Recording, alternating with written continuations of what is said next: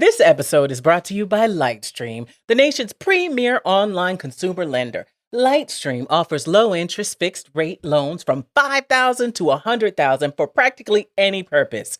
We thank them for making our show a possibility. Love is love if you don't have to make a family by taking a traditional route. If he's over his good talk, he would say, I am a lesbian. Black queer human being. We are two gay dads. I am a transgender man. Trans woman. Bisexual, non-binary, single parent by choice. Can I never have nice things? I just want nice things. He just got spit up on.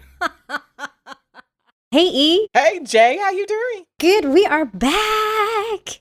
Yeah. Episode 2 of Season 10, Ovaries 2.0 is in full effect. We hope you're enjoying this season. I have to say, we completely forgot to mention our new theme song in last week's episode.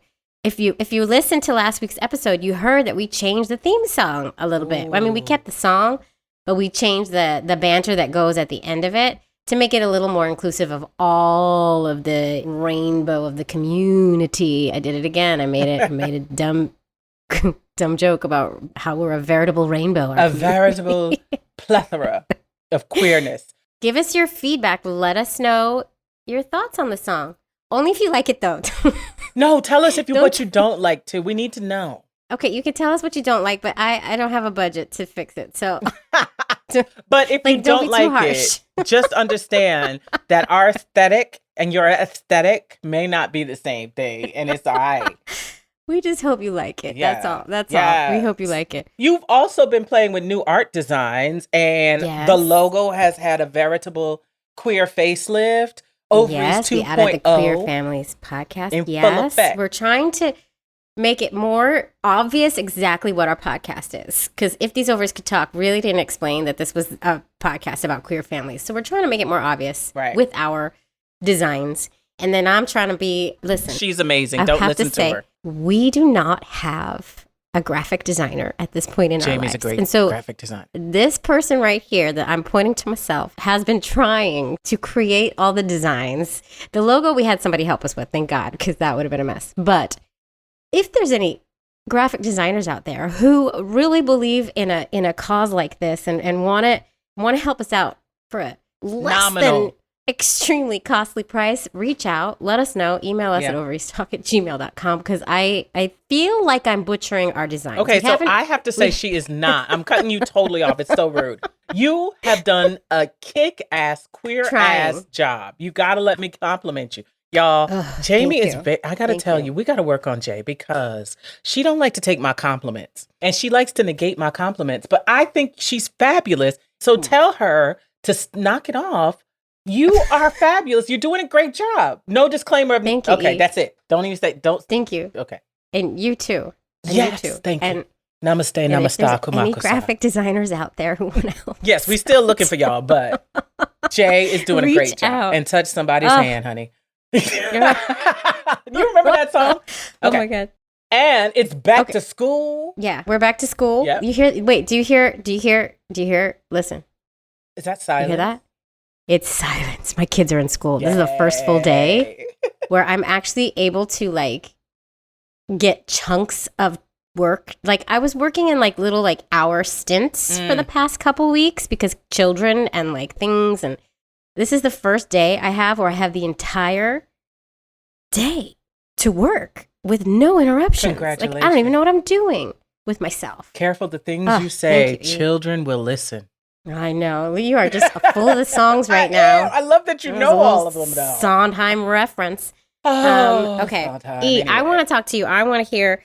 So we made a big announcement with E last week that E was going to be having this really awesome surgery. I don't know if I call it awesome, but yes. But it was a skin removal surgery, and it's still going to happen. It's just going to be delayed a bit because I found out that my surgeon will not take any insurance, and my insurance pays this at 100%, but he won't even submit. He's like, oh, you could just get it after.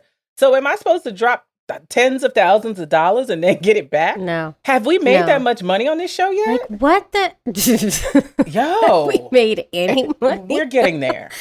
Oh my God. That's so fucked up. Insurance, doc, like, I don't understand. I'm sorry, E. It's but, all right. But it's I was going to so happen. disappointed. Yes, but It's going to happen before we get our big TV show. absolutely. But I turned it around. Do you guys want to hear how I turned around? How'd you turn it around? Here's how I turned it around because I was dastardly disappointed. DDD. Yeah. I was DDD. And I had a day, I had felt my feelings, all this other shit. And then you know that I've joined this most fabulous gym in the East Coast. And so I've rededicated myself to working out. Sunday was an intro to Pilates and a lower body workout. Today was Zumba and a Pilates fusion. My core is going to be so tight that by the time I have this surgery, they're just going to have little pieces of skin that zip and rip off. Oh my God. Okay, well, I'm glad you turned it around. But it's going to happen, and I'm just sorry there's this delay. But I also am happy that I don't have to worry about production details because you're going to be here.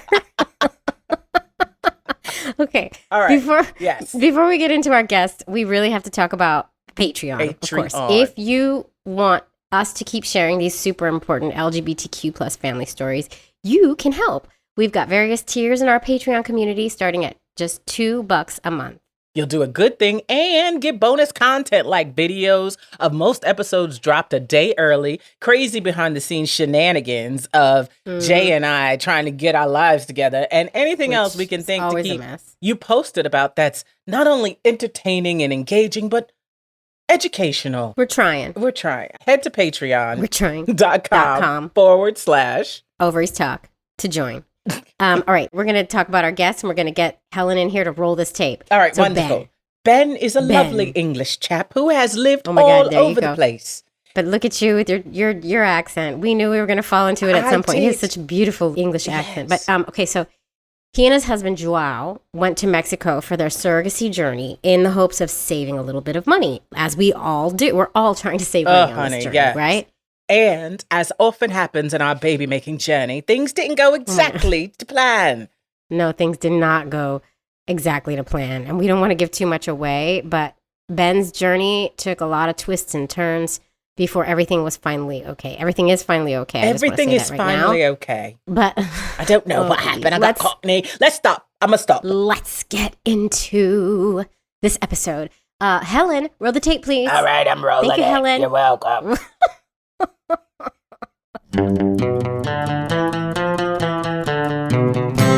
Hi, Ben. Hi, great to see you. It is wonderful to see you, Ben. too. Ben, where are you coming in from? I am currently in Sussex in England, made famous, of course, by the lovely Harry and Meghan. I'm going to do my best to not fall into my terrible English accent. Okay. Me too, Ben. And you have a beautiful accent. Well, I promise not to give you my American accent either, because that's pretty bad. No, please do. Please do. Before we really dive in, we need to tell our listeners who you are, Ben. Did we tell you about our 30-second elevator pitch, or did I forget to mention that? No, you forgot to mention that, but I can give it a crack. That's okay. So you're going to get 30 seconds to tell us who you are and why you're here, basically. He's going to count you in. All right, you ready? 1, 2, trace, action.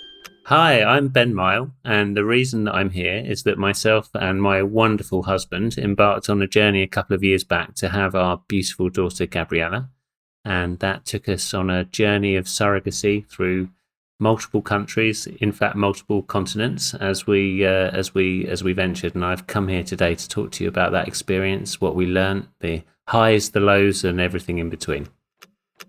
Boom. Ben, Mic drop. That was a good one. But that was spot on. That was good. So you've done this a couple of times. I've done a few things across a few different. I've got a friend who's a radio broadcaster, and she will remain nameless since I'm about to tell you this. But a couple of times when she hasn't had a guest to talk about a particular topic, she'll just phone me up and say, "Can you come on and do this?" So I'm used to ad-libbing in these situations. That's awesome. I want to hear, and I'm sure E wants to hear, how did it all begin? Where did you meet your husband? Tell us the love story, baby. That's a story all of its own, actually. So Joao is 12 years younger than me, and he is Brazilian. Get it? And he has Italian heritage. So when he was 25, he packed up his little suitcase and went to Italy, where he was entitled to get Italian citizenship. Right. which I always think is incredibly brave to leave your country that you've never left ever in your whole life at 25 and go to Italy where you don't speak Italian or English, and get Italian citizenship, which he spent 3 months getting. Then he got on an aeroplane to London, again, still not speaking a word of English. And 12 days later, he and I met on Tinder. As you do. And the rest is history. And how long ago was this? That was 6 years ago. But the astonishing part of it is that I didn't speak a word of Portuguese and he didn't speak a word of English. That's what I was going to say. I was about to ask if you How'd that spoke work Portuguese. out? You just spoke the language Not of then. love. That's what you did. We spoke the language of love, and we also spoke the language of Google Translate for about 2 weeks on Tinder. That bit was easy. So, Man, technology. and then we actually had to meet. Yeah. So you meet, you fall in love, you deal with the language barrier. Do you have a big wedding? Do you go to the Justice of the Peace, which is not the Justice of the Peace in the UK? Actually, funnily enough, we did go to the Justice of the Peace in San Francisco City Hall. Hey, hometown that's right Jamie's here. hometown. Yes, exactly. Nice. If we were to have had a big wedding, it would have been my wedding, and he would have tagged along because we were in the UK, and it would have been really difficult to get his people to the UK en masse. And so we decided we'd just go to City Hall and just with a handful of people, and we got married there. Oh, I And it love was it. amazing. Okay, so you get married. It's beautiful. It's gorgeous. You're happy. And then what happens? How do we get to the next dot on the map, so to speak? Indeed. So then what happens? We spend this incredible year in London, in central London, having a great time, living on the river and really enjoying that. And then the opportunity to take my business to the US comes up, to cut a long story short. And for reasons that are fairly boring, we decide that Dallas is the place in which we're going to do that. And then actually COVID hit. So now we're in Dallas in lockdown. And then we decided, because we were lucky, and my mum happened to, at that time, have a property in Sarasota. So we thought it would be much better to do this on the beach than it would be to do this in Dallas. And we're not going to the office anyway. So we headed down to Sarasota, and that's quite personal because then it was he and I with plenty of time together and plenty of time to walk down the beach at sunset and talk about stuff. And we'd always known that we wanted children. And we went through, honestly, lots of discussions about different things. We talked about adoption for a really long time. Then we went over to America, and adoption really wasn't something that we wanted to pursue in America. And it wasn't really something that was going to in any way be simple for us to pursue in America because neither of us are American citizens. And we were living a life where we were kind of global citizens with no idea where we were going to be next, with kind of complicated lives. And we thought we need to be the masters of our own destiny. And so walking down the beach, we made the decision that we were going to follow a surrogacy journey. And we decided that that was what was right for us. And honestly, we knew nothing about it at that time. We learned ever so much. It's like I'm seeing. after that. Are you seeing in your head like a surrogacy ad with the two of them walking down the beach and their footprints and the I sunset? absolutely am. So, and of course, with surrogacy came tons of conversations about all sorts of different things. For example, who's going to be the sperm donor was one really hot topic of conversation. It's complicated. And we wanted to just have a really honest conversation about how we felt about it. So we just kept doing that. And we kept saying, look, this is how I feel. And those feelings weren't always necessarily backed up by logic. They just were how we felt. Right. And we talked about it and talked about it and talked about it. One of my things, I'm just going to be really honest, was that I knew that once we had the baby, Joao was going to have the opportunity to stop working and be a full-time carer to our child. And I thought, that's amazing. That's a great thing. And he really wanted to do that too. And there was a part of me that felt that if I was neither the biological parent or the primary carer of that child, that I might feel on the outside.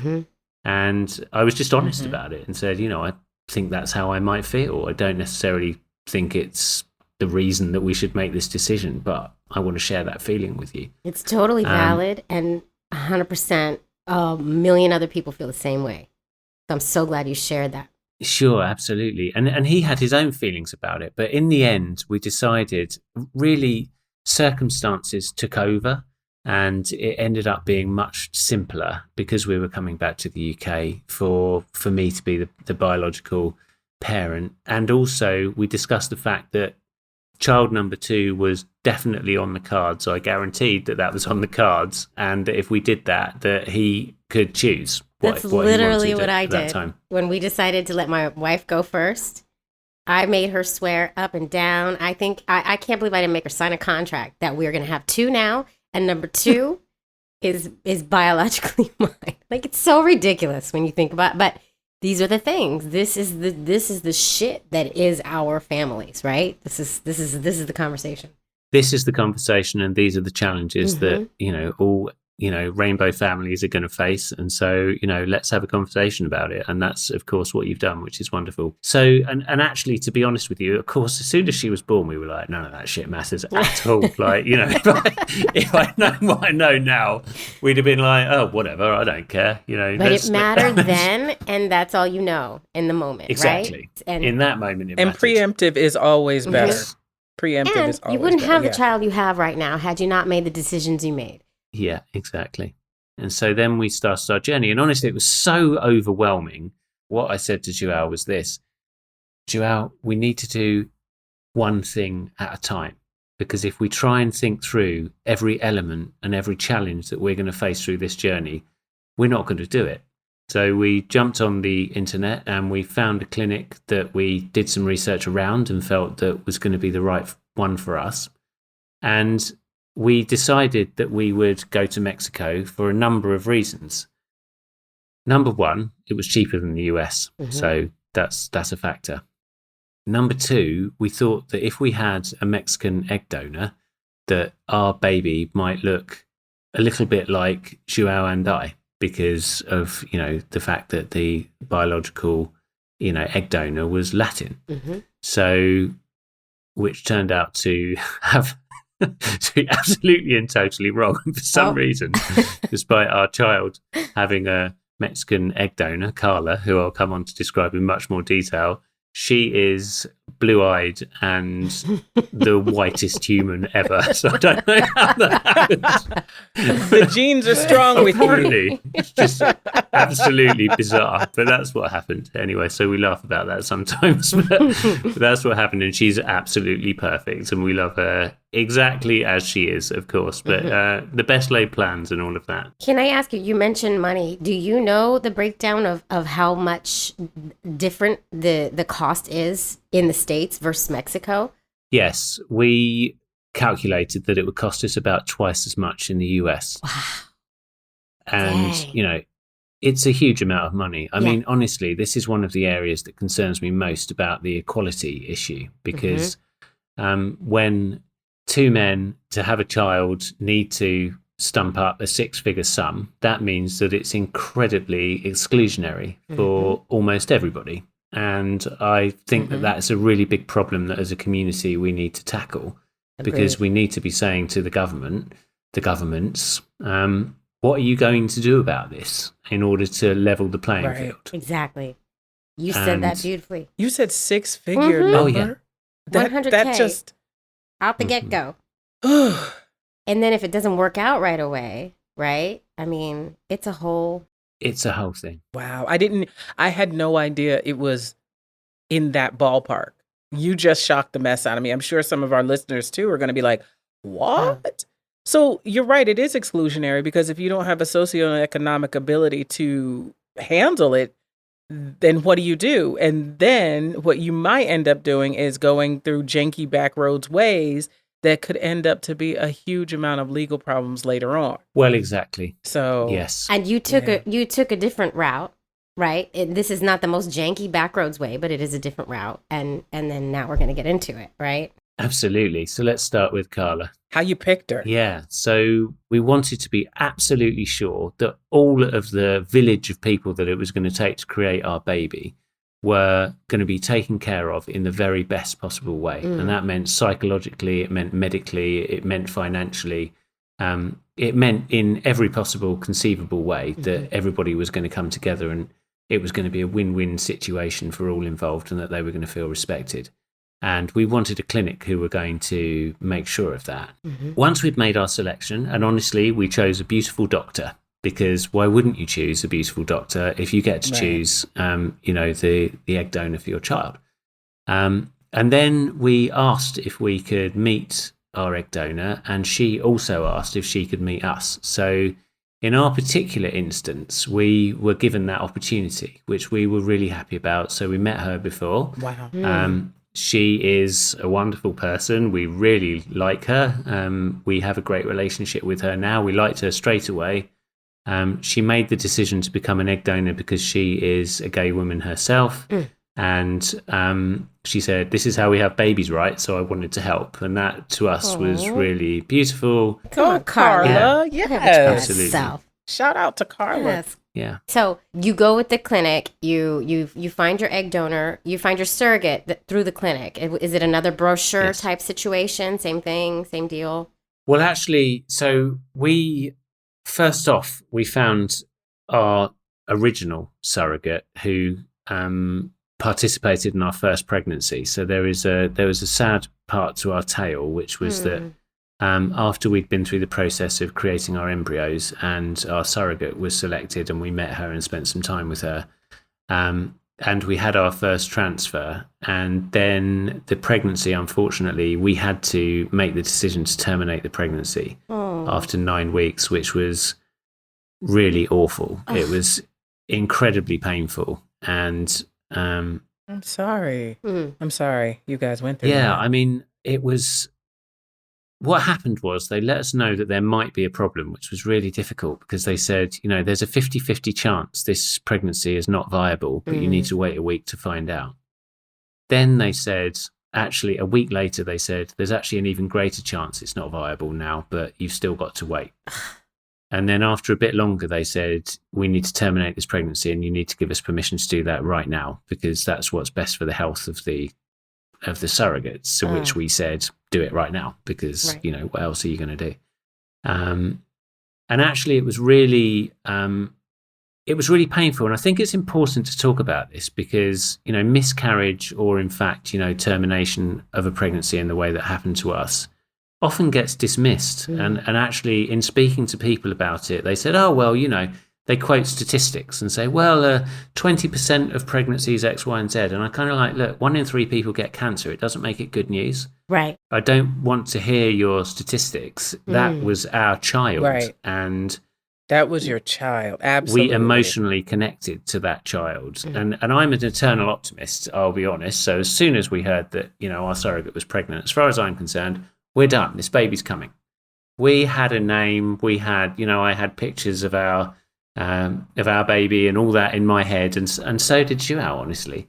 It never occurred to us that it wouldn't go right.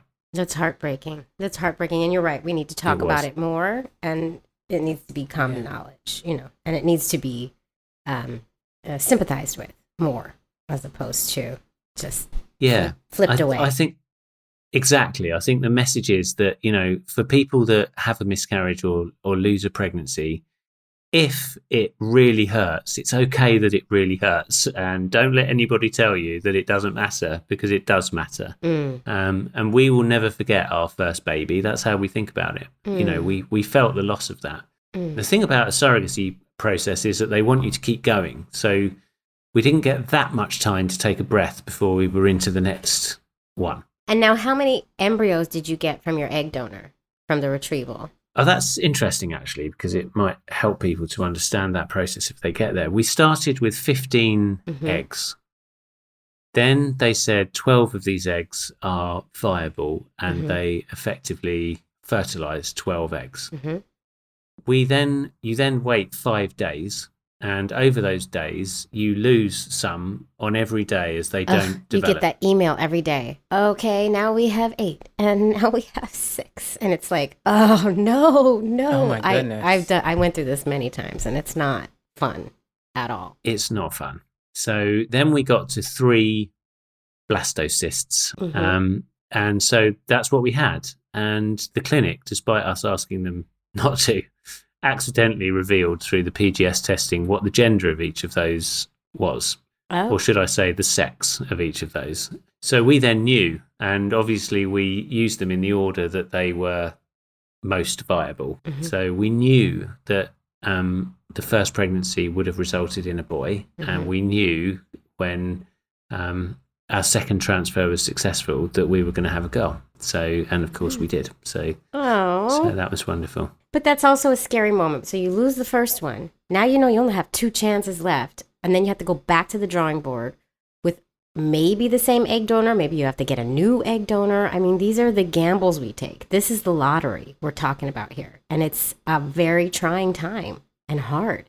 Absolutely. And hard on a relationship. And so it sounds amazing that you had such a great foundation with Joao. So actually, Joao and I, when we lost the baby, we didn't come together. We kind of, I wouldn't say we pulled apart. That's not true. But we definitely went to separate corners to process it. And it took a little while for us to notice that we'd done that because it was so painful. And actually, we made the decision, not because there was anything wrong with our relationship or that we really had any concerns, but we made the decision before we became parents to go to couples therapy. And we said, you know, if you were going to take your car on a 1,000-mile drive, you check the tires, right, and make sure you had some oil in it. So let's go and do that with our marriage. Intentionality. The intentionality. Ooh. Yep. Jinx. Intentionality. Here we go with our queer families being super intentional. Get out of here with your intentional self, I Ben. mean, Yes. Exactly. All right. yes. So you used the second surrogate? You had to get a new surrogate for the second Yes, time? we had a second surrogate, exactly. Yes, Gretty. Right. Lovely Gretty. So yeah, we had Gretty and she became pregnant first time. We were super lucky, both times pregnant. So, That's amazing. And the pregnancy with Gretty was absolutely smooth. There was not one moment of concern. She was literally from beginning to the end in perfect health and on every possible measure. So we were really lucky in that way. Great. And now during this whole time, you're in Mexico, or did you go back to the States for the pregnancy? No, we were in the States during the pregnancy, exactly, yeah. So we were in contact via Zoom. Now, luckily, here's one of the other things is that we made the choice to go to Mexico. Joao at that time spoke conversational Spanish, and so he was able to communicate with Gretty. But actually, one of the funny things is they said, your surrogate doesn't speak English. And then I'd be sitting talking to the lady from the clinic, and I could see Gretty nodding at the right moments. And after a couple of minutes, I said, Gretty, is it me, or do you understand everything I'm saying? And she said, oh, yeah, I do. I understand. She answered with an English accent. She's like, oh, yes. Yeah. Yes, I understand. So she wasn't comfortable speaking English, but she understood everything I was saying. That became clear really, really quickly. And Joao speaks Spanish, as I said. He spoke conversational Spanish at the beginning of all of this. Now he speaks fluent Spanish because, because of everything that, we were there for 5 months and all the rest of it. Okay, wait a second. Let's talk about the costs we face as LGBTQ folks trying to create families, shall we? Yes. Because Ben sure spent a pretty penny. You know what I mean? And it's rarely free. And before some of us can even get started on that road, we have to get rid of the debt that we already have, which a lot of us have. The struggle is real, y'all. Very real. There are options. If you're ready to gear up for this next chapter of your life, or even a chapter that might take some extra funds, buying a house, paying for the extravagant gay wedding, buying a car to fit your all of a sudden overgrown foster or adoptive family, we have a way to help you get rid of any high interest credit card debt that you might have accumulated up until now. Tell them about it, Jamie. I sure will. A credit card consolidation from Lightstream can help you pay off your credit cards and lock in a low fixed interest rate. Listen, guys, you can get a loan from $5,000 to $100,000, and there are absolutely no fees, which is great. You can even get your money as soon as the day you apply. That would have come in real handy in my case when Anne and I switched to IVF at the last minute and didn't realize insurance didn't pay for that, and then we had to find $15,000 out of our butts real fast. Would have come in handy. Absolutely. We need them resources, y'all. We sure do. Just for our listeners, apply now to get a special interest rate discount and save even more. The only way to get this discount is to go to lightstream.com/OCT. That's lightstream.com/OCT. Disclaimer, subject to credit approval, rates range from 5.73% APR to 19.99% APR and include 0.5% auto pay discount. Lowest rates require excellent credit. Terms and conditions apply, and offers are subject to change without notice. Visit lightstream.com/OCT for more information. You do that. You do that disclaimer real nice. Thank you. I tried. This is where things start going a bit sideways. There were a couple of things which happened during the pregnancy with the clinic, but all of that was kind of just, run-of-the-mill challenges that you might have when dealing with any kind of an organisation. So let's fast forward to when we arrive in Mexico in November, and the baby's due on November the 27th by C-section, which is what Gretty wanted. And we arrived on November the 13th because we wanted to be there for 2 weeks and get set up, and we knew we were going to be there for a while, so we wanted to get everything in order. I'm sitting on a work call on November the 17th when the clinic call me and say, Gretty's gone into labour. So we're like, oh my goodness, we haven't done everything we need to do, but let's just quickly rush around and get organised. Here we go. So now here's one thing. The clinic told us, even though we were in Cancun and Gretty lived near to Cancun, that we should have the baby in Mérida in Yucatan, which is a neighbouring state. And they said the reason for that was because due to COVID restrictions, if we had the baby in Cancun, we wouldn't be able to go into the hospital literally until the baby left. So we wouldn't see our baby for like the first 2 or 3 days or however long until she was discharged. Exactly. So they said, but don't worry, before the pregnancy, we're going to transport you all down there in a nice, comfortable van. You'll stay in an Airbnb. Gretty will be taken to the hospital. The whole thing will happen. It will be nice and smooth. It's about a 90-minute journey. So we said, great, that sounds wonderful. No problem at all. We'll do that. We definitely want to be there for the birth, etc. So now the baby's coming and Gretty's 1 centimetre dilated. So they say, you need to get to Mérida now. And the doctor says, you're okay. You can go to Mérida. You'll be fine. Go now. And so we said, okay, no problem. So I went and hired a minivan, drove down to the clinic where we were meeting Gretty and her husband and her daughter. And then we discovered that it was, in fact, a 4-hour, 300-kilometre drive through the jungle, which the clinic had failed to mention. So myself, my husband, Gretty, her partner and child pile into the minivan to go on our epic cross-jungle adventure with her 1 centimetre dilated. Oh my God. Yes. This is not her first child either, so this baby could come like that. Well, the doctor said, I've given Gretty an injection and that will slow everything down. Don't worry about it. She's not going to have the baby in the back of the minivan. So I just very calmly said, okay, let's everybody get in the car and off we go, because we had no other option. That was the option that we had. Now, Gretty is incredibly stoic and was just calm as anything. She's like, when are we stopping for breakfast? Like, she's not phased at all. She's a much better person than me. Absolutely. I'm like, I've got a thin veneer of calm with an extreme anxiety flowing through my body. So we all jump in the minivan and head to Yucatan. And actually it was fine. It was nerve-wracking, but it was fine. We get to the hospital, park up, get everybody inside. Gretty gets admitted, and we're not allowed to stay in the hospital. We're allowed to be there between 10 and 7, but we have to leave. So they say, it's all good. We're going to do the cesarean tomorrow morning. So come back, and that's when we're going to perform the operation. So we come back the following morning. Now, the funny thing about this is that people always say, did you argue about who was going to be there for the birth? Because only one of us was allowed. And I was like, yeah, we both argued that we definitely didn't want to be there for the birth. It is shocking to witness. I've never seen a cesarean. However, I watched my son being born. I watched my daughter. Yeah, it's a lot. And I have one of those. I have that, and it was a lot for me. But the C-section, you don't see anything. You're behind the curtain. There is no curtain in Mexico. They don't have a curtain. So there's a curtain which is high enough for Gretty, but not high enough for somebody standing next to her. I'm totally squeamish. Like if Me somebody too. cuts their finger, someone has to find me a chair or else I'm going to faint. I'm not up for blood and all that. No. Joao and I discussed it, and I was like, one of us has got to be there when our daughter arrives in the world. So I'll take one for the team. I'll go. And so we go in and they start the operation, and then I start filming because Joao wants me to film.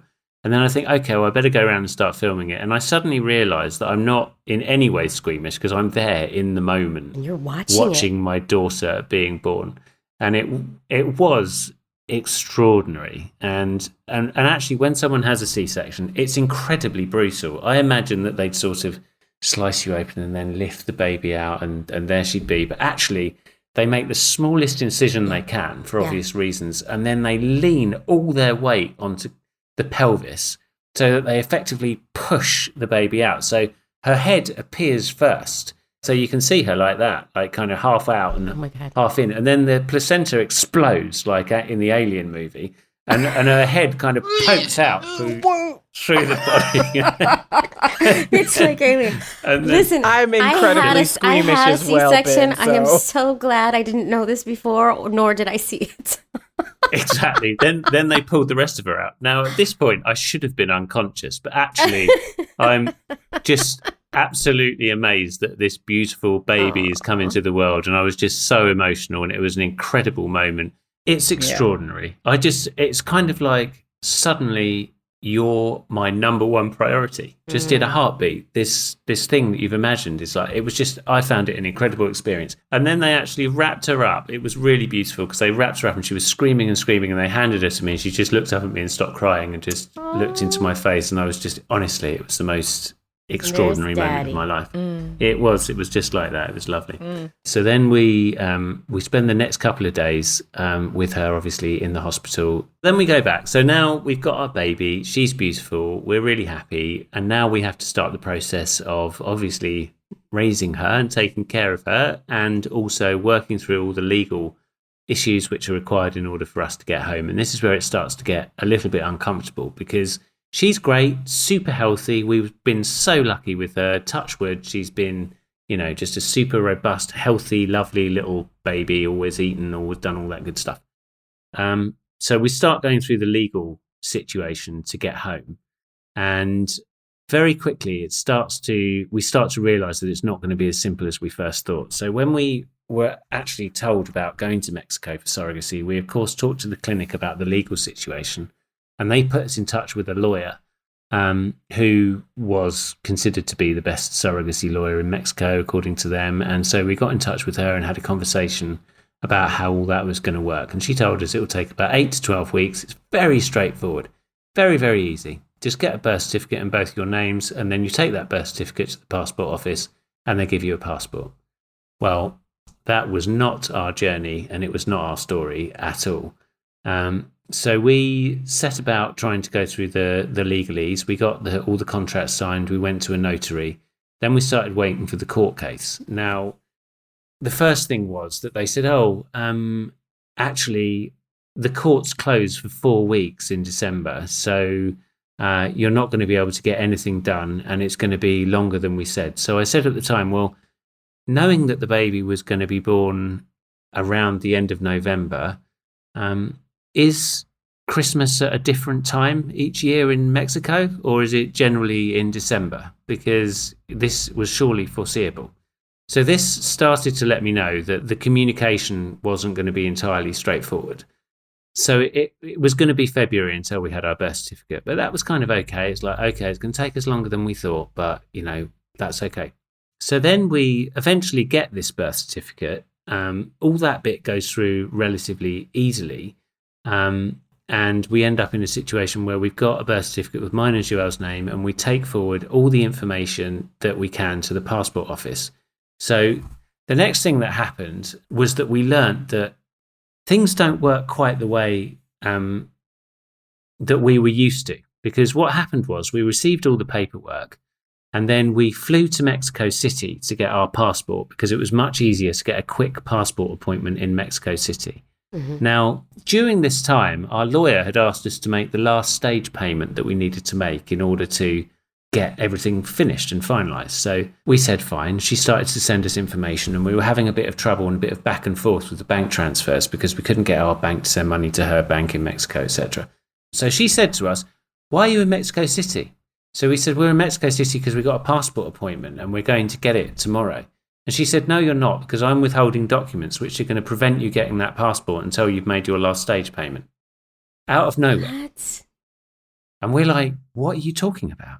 You never told us that you were withholding documents or that our last stage payment was incumbent on us having the information we need to get this passport. We've got plans to get home. Tough. We're not giving you the documents unless you make the payment." And we're like, "Well, that is impossible. It is impossible for us to do that, as we've been showing you in this separate thread of conversation over the last few weeks. Don't care." So there was nothing we could do. That particular passport appointment, we went along to the place anyway because we hoped that maybe she was misleading us to try and get the payment, if we're honest. And they told us, "No, there are a series of things that you haven't got that you need in order to get this passport." And the lawyer was, in fact, withholding several of those documents from us. And there was no way you could just say, "Fine, here's the money," because there was an issue with the banks. Not in time for us to get to the appointment that we had booked. Like, we could have done it if we'd really known. We would have moved heaven and earth over the last few weeks. I could have flown to America, taken it out of the bank and flown back if I'd known it was that important. She just didn't mention it. Right. But there were lots of moments where these kinds of things were starting to happen, where we were being told one thing, like the length of time, and then it was turning out not to be true. And then we flew to Mexico City at vast expense with our baby, which we didn't necessarily want to do, and found out that she was withholding the documents. Then we went to the passport office and they said to us, "When you fly into Mexico, as perhaps you have, they give you a visa. When you go up, they rip it in half and they give you half back, and they say, you have to give us this when you leave. And on that bit of paper, they write the number of days that you're going to be there." Now, we really didn't have any concerns when we entered the country. We just told them when our flight home was, thinking that that would be that. Well, by now, we've already missed our first flight home because this is dragging on longer than we thought. So when we went there, they said, "These visas are no longer valid and you can't get the passport unless you get them renewed." So we said, okay, so now we're starting to freak out because we're like, nobody told us this. We didn't know this. What's going to happen next? But it's okay, because on the website, it says, go down to this place in Cancun and they will just renew the visa. You pay them, you renew the visa. So Joao went down there with the 2 visas and said, "I've come to renew these." So they said, "We don't do that here. We do it at the airport." And he's like, "Well, it says on the website here that you do it here." "No, we do it at the airport." And then they say to him, "And by the way, we might deport you because you've overstayed." So now we're in a situation where we might get deported without the baby. Oh my God. So Joao and I at this point are going places only on our own, so that one of us is always with the baby and the other one is out and about in danger of getting deported. So you can imagine the level of anxiety at this point that we're starting to feel about the whole situation. And it's not something you can easily explain to just your average layman worker in any city. "Oh, well, we're 2 gay dads and we just had a baby via..." It's not like an easy explanation, nor is it always met with acceptance. No, I think there was a certain degree of that, and I'll come on to that when we get to the next interaction with the passport office. So I then go to the airport to get this situation sorted out, at which point I'm met with complete resistance in terms of actually renewing these visas. And they tell me that the only way that I can do it, it's a much longer story than this, but to cut a long story short, we're going to have to go back with a letter written in Spanish explaining our reason. Then they're going to consider our case, etc., etc., etc. So rather than do that, believe it or not, I flew to Miami the next day, flew back, got my new bit of paper, looked after the baby the following day. Joao flew to Miami, flew back and got his new bit of paper, just so that we could remove that particular obstacle. I mean, you came down here to save a little money. And now here we are getting extra flights last minute, doing all this extra shit. Staying longer than you anticipated. Yeah, and being told that we would be able to get a Mexican passport and it was all going to be okay. And then all of this stuff is starting to come out about other things that we need, which were kind of never on the list. And we're getting more and more concerned because we can't get, and this is the bit that I really struggled with, I couldn't get my hands around what information we actually needed and what actually was going to be, this is the folder of stuff, hand it to the people, they'll hand you a passport. I just couldn't get anyone to give me that clarity. It's like, give me a damn checklist and let me fill it all out. Exactly. And it was really frustrating because every time you had a conversation, you learned something new. And it was very anxiety inducing.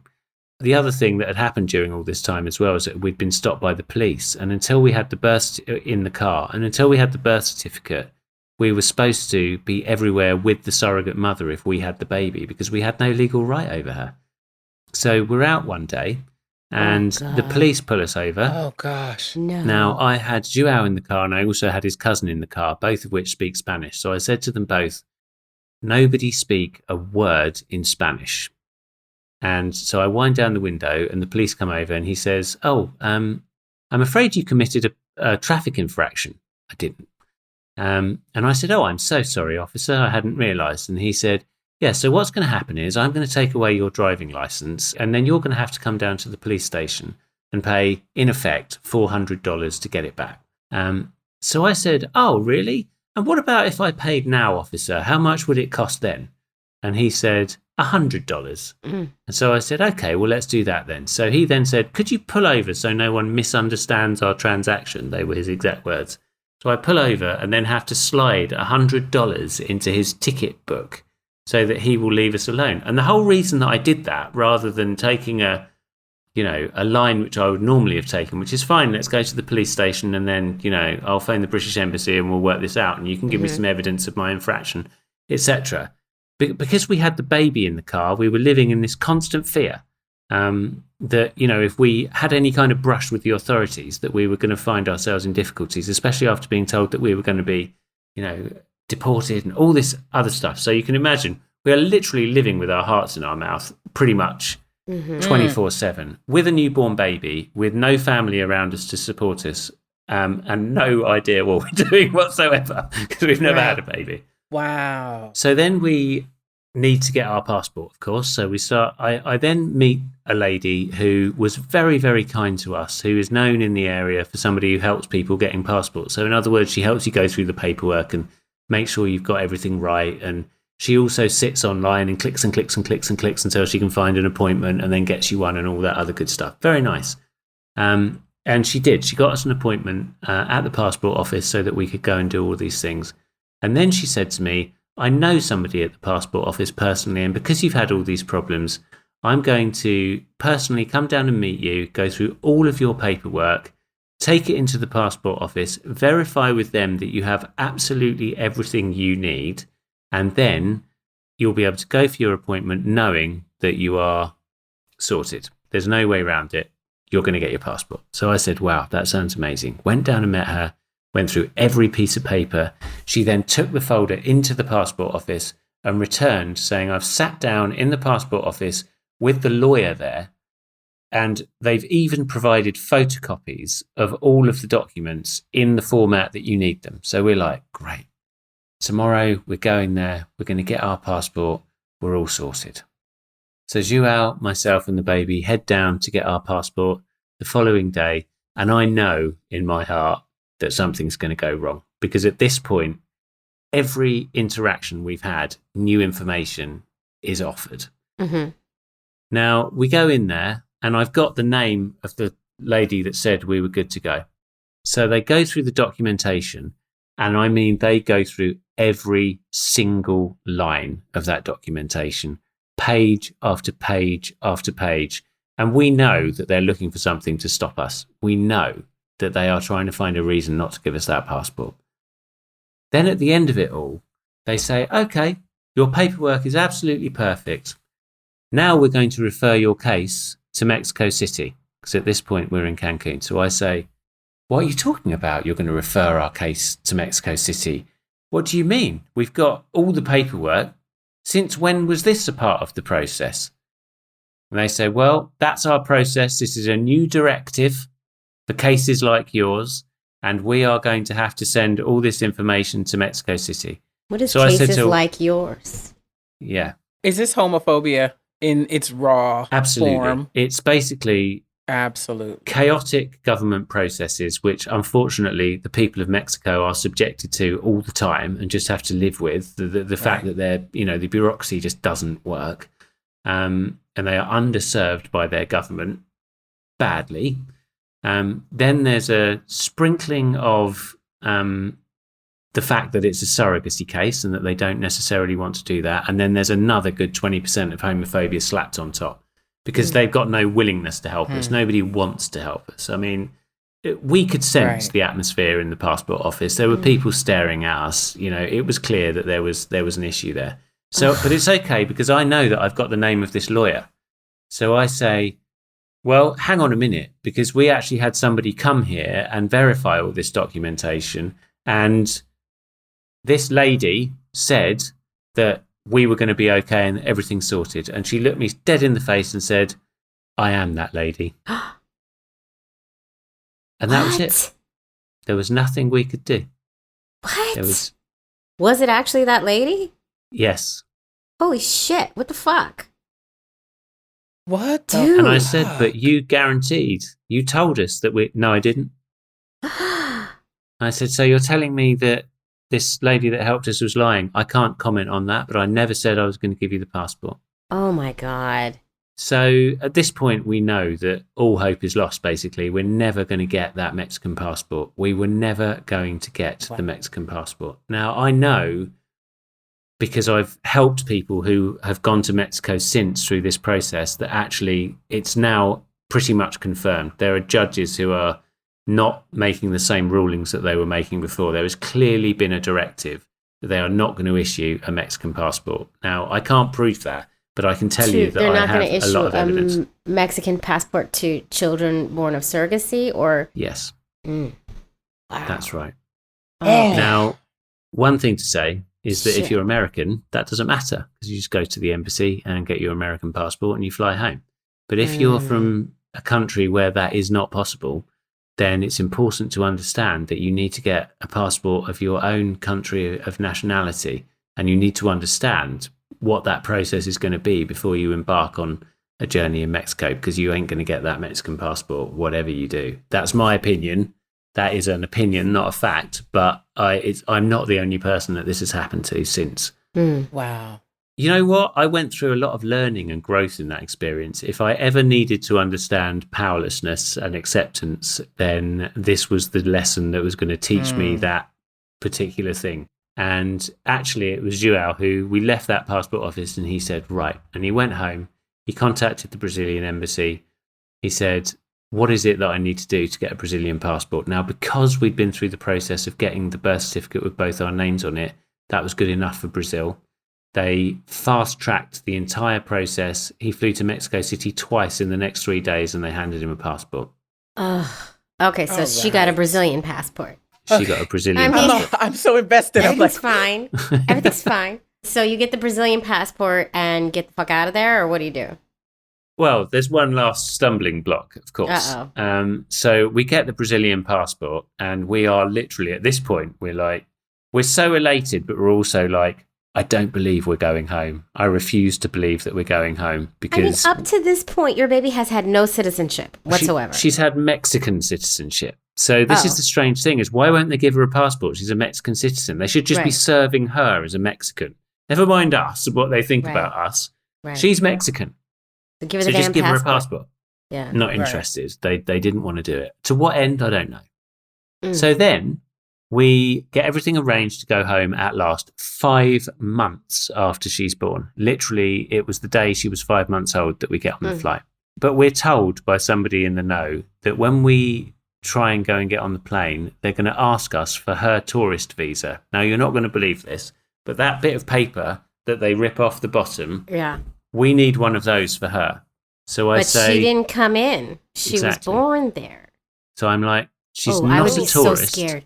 I would be so scared right now. We were terrified. We were terrified. And it's like, she's not a tourist. She was born here. She's a Mexican citizen. How can she need a tourist visa? But she does. So we go down to the airport and we go up to... The first thing that happens is that we are the first in the queue, as you can imagine. And we've got 11 suitcases. So we're a bit of a sight because we've been living there for 5 months. We go up to the desk and say, we'd like to check in, please. And he says, I need her tourist visa. So we say, well, she hasn't got a tourist visa because she's not a tourist. And they said, well, you need one in order for us to give you the boarding passes. So we say, where do we get one? And guess where you get one? On the other side of security. Oh, of course. Wait, Okay. yeah, but how So- you You can't get there because you don't have a boarding pass. So I Jesus Christ. You can't make this shit up. Life is better than any drama. honestly, can't I've make missed it about up. 15 of these examples in order to make sure that I didn't keep you all night. So I say to them very calmly, well, we're not going to be able to get the tourist visa unless we get to the other side of security. So we've been here for 5 months, and I'd really appreciate it if you can just give us the boarding pass, because we can't get on the flight without the visa anyway. So what's the damage? So the guy, fortunately, sees sense and gives us the boarding pass. So now we're like, our hearts are beating because now we're through security. But honestly, we still don't really believe that we are going to get on that aeroplane. And when we actually went up to the counter to say, can we have the tourist visa? The guy really didn't want to do it. He was checking through all the documentation. You could tell there was a definite tone to the way that he was treating us, where he did not want to hand over this visa. And finally he did. We get on the aeroplane, and honestly, until the wheels took off, I was just sat there dead upright thinking, just take off, just take off, just take off, waiting for someone to walk in and tell us that for some reason we weren't allowed on that plane, because we had been through so much at that point. Or like worse yet, take the baby, right? Like I Take would just the be baby, so afraid of exactly. somebody taking my baby. Yeah. Exactly. And now she's home, and now you're home, and things are going well, I hope. Yes. Now, because I love a challenge, whilst we were in Mexico fighting our way out of the country, I bought a house on the internet and then As you moved do. in. Exactly, yeah. I had a couple of people look around it. So we moved in, we got off the aeroplane, got in a taxi and my mum's car, because we had 11 suitcases, and went to a house which we had bought and never seen. So There you go. Wow. I mean, listen, you took a gamble and you came out okay. But that's the thing with our families. You take a gamble. And the lesson here, I feel like, is, do your research, do all the research. But sometimes there's unforeseen things that you don't like. It's just, I don't know what the lesson is. What's the lesson? It's hard. This shit's hard. I'll tell you, I think the lesson is this. Life is not promised to be smooth. So if you go into things realizing this is not going to be smooth, you know what I mean? But you have this beautiful baby. I have a question though. So would you want the same egg donor for number 2? we would. Or does that? We would. Okay. You still have one So embryo. would you have? Oh, We but do. that's, you need to redo it. Actually, Because that's your, actually, you've changed we your mind. don't want a second child. I kind of do, but I'm not really Oh. pushing for it. But Joao just wants to have one, and the three of us feels right, and so that's kind of what we're going with. So we're not actually going to have a second one. But for me, the lesson was this: some things are worth fighting for, and it doesn't matter what we had to do. It doesn't matter if we'd had to spend the rest of our lives in Mexico. It doesn't matter if, like Groundhog Day, I'd had to lead those 5 months of my life over and over and over again for eternity. I would have done it for my daughter, and I would have done it happily. Like she is worth Indeed. all of that and a million times more. And that is the beautiful thing about it. The lesson is that family is everything. And for me, it's just a part of life's rich tapestry. I think the other lesson for me is that it needs to be made easier for gay people to have kids. And that's Yes. another big lesson. Mic drop. Yes. A little bit of homophobia sprinkled into this story. Maybe a lot of homophobia, a lot of bias. Absolutely. A lot of shit. Yeah. And we're so intentional. I have never heard anyone of our family say they wouldn't do it again. Right. You know what I mean? Like you just said, you would do it again if she was worth it. I've heard our heterosexual friends who No got shade. tripped up and had shade. no shade, a little bit of shade, a little bit, and get tripped up to say, if I had it, my own mom was at some point, she was like, I wish I would have waited to have kids. And I'm like, wait, I'm the oldest. What are you talking about? You would have waited. But there are no accidents No. with us. There's only planning and preparing and intentionality and love and hopes and dreams, which makes you, I believe, treat your kids better. Yes. You value when you work so hard. Yeah. And how old is she now? She's 9 months now. We have a big birthday coming up. We do, and she's absolutely lovely. she is really an angel. We absolutely adore her. So, yeah, I mean, as you say, I always say to people when they say, oh, what about the sleepless nights and what about this and what about that? And I always say, listen, we went to the ends of the earth for this child. We ain't going to complain about her now. Like, she's everything we wanted and more. And we absolutely adore her. Joao is a fantastic parent. Which I knew he would be, which is, one of the things that, again, when you're intentional, you think about, he's a great husband, but are we going to do this well together? And to the best of my understanding, I felt that we would. And I was absolutely right. He couldn't be a better parent to her. So, yeah, it's a lovely ending to a difficult story, but yeah, it's good to be able to tell it. We're so happy. Thank you for sharing your beautiful story with us. Your beautiful story and your love story all the way to the 3-person love story is so important for our families to have. So once again, thank you for sharing, being so open and vulnerable with us, and enjoy that delicious little baby girl. Oh, thank you. We plan to.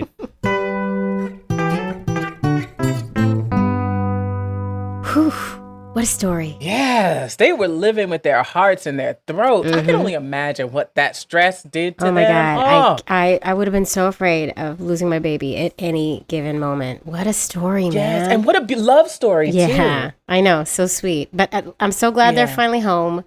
It is not always easy, but man, our families are freaking resilient and beautiful. That's the truth in the life. It really is. It is beautiful. We hope y'all loved it. We hope you liked it. And if you love this show and you want to represent your love for us and our beautiful LGBTQ families, you need to head to our shop and get some If These Ovaries Could Talk, the Queer Families podcast merchandise. We have all kinds of merch, and now is the perfect time to get it and give it as gifts, because you know what's coming up.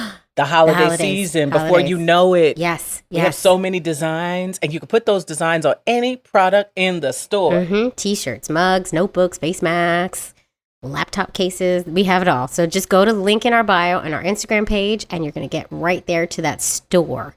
And don't forget to join us on Patreon to help us create this super important queer content. You're just going to head to patreon.com/ovariestalk to sign up and get the bonus content. Go do it. Go do it. And on socials, Ovaries Talk on Twitter, Instagram, Facebook, and the TikTok. If These Ovaries Could Talk on YouTube. Support the podcast and join our community on Patreon, patreon.com/Ovaries Talk. And don't forget, you get bonus content. Like, how many times can we say bonus content in an episode? I'm not sure, but I think we might have just made a record. Yes. Bonus content. Woo. Oh my God. Well, it's been wonderful. Tune in next week. We love you all. Thank you for tuning in week after week. And with that, eggs over, ease, out, and out. Oh my God. If these ovaries could talk, they would say, eggs, ovaries, out. A huge thank you to our Patreon members who help us make this show. And a thank you to our episode sponsor, Lightstream. Check out their low-interest fixed-rate loans for practically any of life's purposes. Yes, go do that. Go do that. Thank you so much.